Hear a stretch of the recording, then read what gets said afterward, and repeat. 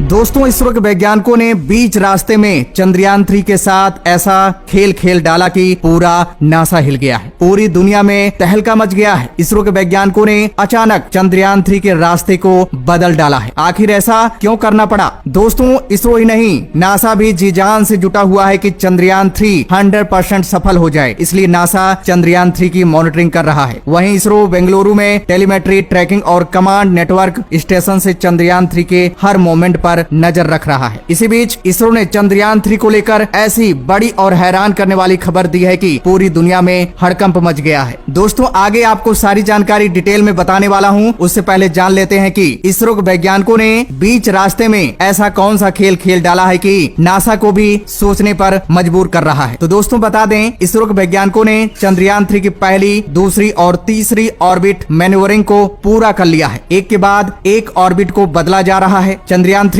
गोलाकार earth orbit में चक्कर न लगाकर अंडाकार अर्थ ऑर्बिट में चक्कर लगा रहा है, क्योंकि अगर गोलाकार अर्थ ऑर्बिट में चक्कर लगाता तो एक ही जगह घूमता रहता और चांद तक कभी न पहुंच पाता। इसलिए इसरो के वैज्ञानिक चंद्रयान 3 का चक्कर अंडाकार अर्थ ऑर्बिट में लगवा रहे हैं। पहले स्टार्टिंग में चंद्रयान 3 173 किलोमीटर की पेरोजी और 31,650 किलोमीटर की एपोजी वाली अंडाकार ऑर्बिट में घूम रहा था, जिसकी एपोजी को 15 जुलाई की दोपहर बदलकर 31,762 किलोमीटर किया गया था। दूसरी ऑर्बिट मैन्यूवरिंग में इसकी नजदीकी दूरी यानी 173 किलोमीटर को बढ़ाकर 220 किलोमीटर के आसपास किया गया था। इस दौरान चंद्रयान 3 के इंजनों को 42 सेकंड तक चालू किया गया था। जी हां दोस्तों, 42 सेकंड में इसरो ने बड़ा खेल डाला है। ये सुनकर चीन भी हक्का बक्का हो गया था। और दोस्तों, बता दें, अभी खबर आ रही है कि चंद्रयान 3 का तीसरा ऑर्बिट मैन्यूवर किया गया है। अब चंद्रयान 3 तीसरे ऑर्बिट में चला गया है। इसरो के वैज्ञानिकों ने चंद्रयान 3 के तीसरी ऑर्बिट को सफलतापूर्वक बदल दिया है और इस समय चंद्रयान 3 पूरी तरह से नॉर्मल कंडीशन में पूरे उमंग और एनर्जी के साथ चांद फतेह करने के लिए आगे बढ़ रहा है। अब सिर्फ 2 ही ऑर्बिट मैन्यूवरिंग बची हुई है, चौथी और पांचवी। उसके बाद चंद्रयान 3 पृथ्वी को छोड़कर चांद के ऑर्बिट में इंटर कर जाएगा। दोस्तों, पेरोजी का मतलब होता है धरती की सतह से कम दूरी और वहीं एपोजी का मतलब होता है धरती की सतह से ज्यादा दूरी। अब बचे चौथे और पांचवे ऑर्बिट मैन्यूवर में एपोजी ही बदला जाएगा। इस तरह चंद्रयान 3 अर्थ से दूर होता जाएगा और अर्थ ऑर्बिट से निकलकर चांद के करीब पहुंच जाएगा। फिलहाल इसरो वैज्ञानिक इसकी ऑर्बिट से रिलेटेड डेटा का एनालिसिस कर रहे हैं। बताया जा रहा है कि 31 जुलाई 2023 को चंद्रयान 3 धरती से 10 गुना दूर जा चुका होगा। इसरो वैज्ञानिक एपोजी में बदलाव करके उसकी ज्यादा दूरी को बढ़ाते रहेंगे। तब तक बढ़ाएंगे जब तक वो धरती से करीब 1 लाख किलोमीटर दूर नहीं पहुंच जाता। यहाँ पहुंचने के बाद इसरो के वैज्ञानिक एक स्लिंग शॉट में चंद्रयान 3 को ट्रांस लूनर इंसर्शन में ढकेल देंगे, यानी चंद्रमा के लिए तय लंबी दूरी वाली सोलर ऑर्बिट। 5 दिन बाद लंबे ऑर्बिट में यात्रा करने के बाद यानी 5 से 6 अगस्त को Chandrayaan 3 lunar orbit insertion stage में होगा। तब चंद्रयान 3 के प्रोपल्शन सिस्टम को ऑन किया जाएगा, उसे आगे की ओर धकेला जाएगा, यानी चंद्रमा की 100 किलोमीटर की ऊपरी ऑर्बिट में भेजा जाएगा। 17 अगस्त को प्रोपल्शन सिस्टम चंद्रयान 3 से लैंडर रोवर से अलग हो जाएगा। प्रोपल्शन मॉड्यूल के अलग होने के बाद लैंडर में चंद्रमा की 100 किलोमीटर यानी एपोजी और 30 किलोमीटर पेरोजी वाली ऑर्बिट में लाया जाएगा। इसके लिए डीबूस्टिंग करनी होगी, यानी उसकी गति कम करनी पड़ेगी। ये काम 23 अगस्त को होगा। यहीं पर इसरो वैज्ञानिकों की सांसें थमी रहेंगी, क्योंकि ये होगा सबसे कठिन काम। यहीं पर इसरो को बड़ा खेल खेलना पड़ेगा। यही वो जगह है जहां चंद्रयान 2 भी अपना दम तोड़ दिया था, हार मान गया था। इसरो को बड़े सूझबूझ से अपने काम को अंजाम देना पड़ेगा। यहीं से शुरू होगी लैंडिंग की प्रक्रिया। फिलहाल इसरो ने इसके लिए बड़े इंतजाम किए हैं। 1% की चूक होने की कोई गुंजाइश नहीं है, क्योंकि इस बार विक्रम लैंडर के चारों पैरों की ताकत को बढ़ाया गया है। नए सेंसर्स लगाए गए हैं, नए सोलर पैनल्स लगाया गया है। पिछली बार चंद्रयान 2 के लैंडिंग साइट का एरिया कम रखा गया था, लेकिन इस बार लैंडिंग साइट का एरिया ज्यादा रखा गया है। यहाँ तक कि अगर टारगेट लैंडिंग साइट में कोई दिक्कत होती है तो चंद्रयान 3 की लैंडिंग दूसरी जगह भी हो सकती है। लैंडिंग की तारीख 23 अगस्त रखी गई है, जो कि काफी लंबा समय होता है। 40 से 42 दिन बाद चंद्रयान 3 चांद की जमीन पर उतरेगा। इसरो चाहता तो चंद्रयान 3 की लैंडिंग 4 दिन में ही करा लेता। देखा जाए तो नासा अपने स्पेसशिप को चांद पर 4 दिन से हफ्ता भर के अंदर पहुंचा देता है। भारत इसके बजाय 40 से 42 दिन लेता है। इसके पीछे वजह है कि धरती की चारों तरफ घुमाकर अंतरिक्ष यान को गहरे स्पेस में भेजने की प्रक्रिया सस्ती पड़ती है। नासा की तुलना में इसरो के प्रोजेक्ट सस्ते होते हैं। इसरो के पास अभी नासा की तरह बड़े और ताकतवर रॉकेट नहीं है जो चंद्रयान 3 को सीधे चांद के ऑर्बिट में भेज सके। बता दें, चंद्रयान 3 में लैंडर, रोवर और प्रोपल्सन मॉड्यूल हैं। लैंडर और रोवर चांद के साउथ पोल पर उतरेंगे और 14 दिन तक वहां एक्सपेरिमेंट एक्सपेरिमेंट करेंगे। प्रोपल्सन मॉड्यूल चांद की ऑर्बिट में रहकर धरती से आने वाले रेडिएशन का स्टडी करेगा। मिशन के जरिए इसरो पता लगाएगा कि चांद की सतह पर कैसे भूकंप आते हैं। चांद की मिट्टी का स्टडी भी करेगा।